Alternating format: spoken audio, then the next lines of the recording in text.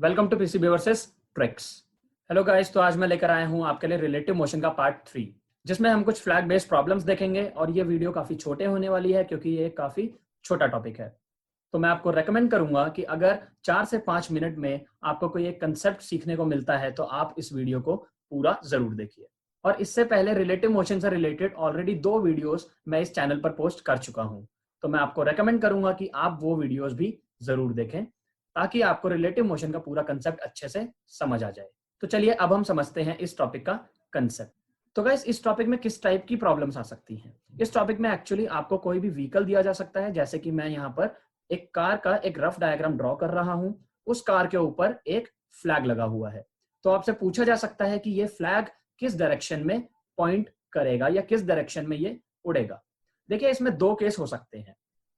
सबसे पहले यहाँ समझने की कोशिश कीजिए, अगर कोई कार मूव कर रही है तो यहां पर 2 फैक्टर्स हो सकते हैं जो इस फ्लैग की डायरेक्शन को इफेक्ट करेंगे।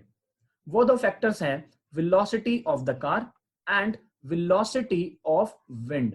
जैसा कि आप जानते हैं, हवा इस फ्लैग की डायरेक्शन को अफेक्ट कर सकती है, तो हमें VW को भी यहां पर कंसिडर करना होगा। तो देखिए VC का क्या इफेक्ट इस पर हो सकता है। एक्चुअली देखिए, अगर कार इस डायरेक्शन में जाती है तो आपने रियल लाइफ में देखा होगा कि फ्लैग उसके ऑपोजिट पॉइंट आउट करता है। और सपोज अगर ये कार इस डायरेक्शन में जाती है तो ये फ्लैग कुछ इस डायरेक्शन में पॉइंट आउट करेगा। दैट मीन्स कि VC का जो फ्लैग की जो डायरेक्शन होगी उस पर नेगेटिव इफेक्ट पड़ता है। जिस डायरेक्शन में VC होती है उसके ऑपोजिट ये फ्लैग पॉइंट आउट करता है, या उस फ्लैग की डायरेक्शन VC के ऑपोजिट होती है। अब देखते हैं VW का इस पर क्या इफेक्ट आता है। गाइस, यहाँ पे मैंने फिर से एक कार का रफ डायग्राम ड्रॉ किया है और उसके ऊपर है हमारा फ्लैग। सपोज VW इस डायरेक्शन में है, तो आप जानते हैं जिस डायरेक्शन में VW होता है उसी डायरेक्शन में ये फ्लैग पॉइंट करेगा। बट सपोज ये VW अगर इस डायरेक्शन में हो तो ये फ्लैग कहाँ पॉइंट आउट करेगा? ये फ्लैग VW की डायरेक्शन में ही पॉइंट आउट करेगा। यहाँ पर ध्यान रखिएगा, ये जो गाड़ी है, ये जो कार है, वो मूव नहीं कर रही है। दैट मीन्स कि अगर हम सिर्फ VW को देखें तो VW का पॉजिटिव इफेक्ट आता है फ्लैग पर। इसका मतलब है कि जहां VW की डायरेक्शन होती है वहीं ये फ्लैग पॉइंट आउट करेगा। तो हमारे पास 2 फैक्टर्स हैं जो फ्लैग की डायरेक्शन को या फ्लैग की वेलोसिटी को इफेक्ट करते हैं।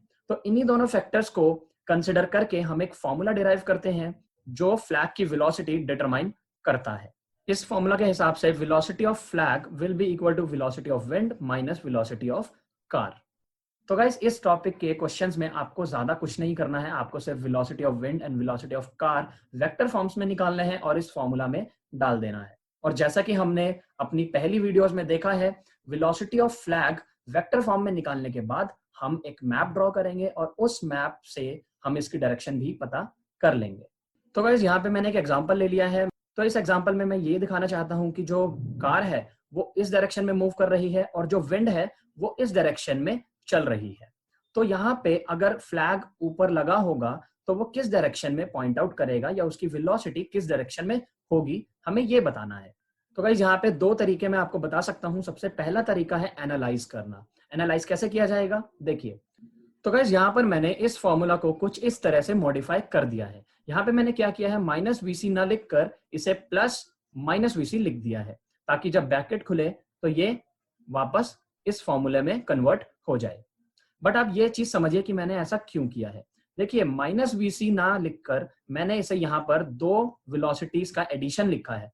First velocity is velocity of the wind and the second velocity is negative of VC। तो देखिए, दैट मीन्स कि ये एक्चुअली 2 वेक्टर्स का एडिशन है। एक वेक्टर है VW एंड एक वेक्टर है माइनस ऑफ VC, यानी ऑपोजिट ऑफ VC। तो इसे हम यहां पर अगर ड्रॉ करें तो VC वेक्टर का ऑपोजिट वेक्टर कुछ इस तरीके से मैं शो कर सकता हूं। अब देखिए, पैरेललोग्राम लॉ ऑफ एडिशन क्या कहता है? पैरेललोग्राम लॉ ऑफ एडिशन कहता है कि ये जो रेक्टेंगल बनेगा इसका डायगोनल रिजल्टेंट होगा। और यहां पर रिजल्टेंट हमने किसको लिया है? VF वेक्टर को। तो that means actually VF vector आपका इस डायरेक्शन में होगा। अब देखिए, ये तो था एनालिटिकल मेथड। देखिए, आप में से कुछ को ये डाउट अभी आ सकता है कि हमने बिना क्वेश्चन सॉल्व करे ऐसे VF की डायरेक्शन कैसे निकाल ली। तो चलिए अब हम यहाँ पर VC एंड VW की वैल्यूज लेट कर लेते हैं और उसके बाद हम देखते हैं कि हमारा जो VF हमने इस डायग्राम में निकाला है वो सही आया है या गलत आया है। मैंने यहाँ पर VC को 3 i कैप एंड VW को -2 i cap -1 j cap let कर लिया है। तो अब हम ये फॉर्मूला लगाएंगे और VF की वैल्यू निकालेंगे। तो देखिए यहाँ पे मैंने VF निकाल के दिखा दिया है। हमारा VF आया है -5 i कैप -1 j कैप। तो देखिए -i का यहाँ पर मतलब है कि VF का कॉम्पोनेंट -x डायरेक्शन में होना चाहिए और -j का मतलब है कि इसका y एक्सिस वाला कॉम्पोनेंट नीचे की तरफ होना चाहिए, यानी -y की तरफ होना चाहिए। तो इसका मतलब है हमारा VF कुछ इस डायरेक्शन में आएगा। दैट मीन्स कि हमने कहीं ना कहीं ये जो VF निकाला था वो सही निकाला था। दैट मीन्स मैंने जो डायरेक्शन इसकी शो करी थी वो बिल्कुल सही शो करी थी। अब अगर सपोज वर्टिकल के साथ इसका एंगल निकाल के दिखाया जाए तो इसका एंगल कितना होगा। दैट मीन्स यहाँ पे जो मैंने पॉजिटिव y और नेगेटिव y एक्सिस ली है उसके साथ इसका एंगल कितना होगा। तो बेसिकली हमें ये वाला एंगल निकालना है। तो देखिए इस एंगल को, ये जो थीटा है इसे मैं यहाँ पे शो कर देता हूँ। Theta is like this. तो यहाँ पे मुझे tan थीटा का फॉर्मूला लगाना है, that is perpendicular by base. Here perpendicular is the x-axis component and base is the y-axis component. So my perpendicular is 5 and my base is 1. So my theta is tan inverse 5. तो guys कुछ इस तरीके के questions इस topic से आ सकते हैं। ये काफी इजी टॉपिक है, इसमें ज्यादा कुछ करने की जरूरत नहीं थी। वीडियो पसंद आई हो तो लाइक शेयर कमेंट जरूर करें एंड सब्सक्राइब करें PCB versus tricks. Thank you so much.